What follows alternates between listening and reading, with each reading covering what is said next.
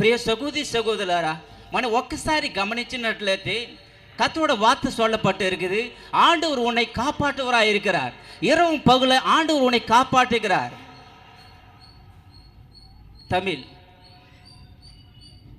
ఆయన కాపాడే దేవుడిగా ఉన్నాడు. ఆయన చూడండి, దేవుడు ఈ లోకాన్ని మనని కాపాడడానికి వచ్చాడు. దేని నిమిత్తం వచ్చాడు? కాపాడడానికి ఈ లోకానికి దేవుడు వచ్చాడు. వేటి నుంచి దేవుడు కాపాడాలని ఈ లోకానికి వచ్చాడంటే, మనం చూసినట్లయితే ఈ లోకంలో ఏముందండి?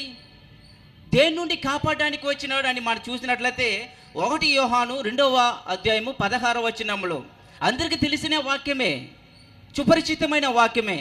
1 యోహాను 2వ అధ్యాయం 16వ వచనంలో ఏముంది? శరీరాశ, నేత్రాశ, జీవపుటంబం, దాని నుండి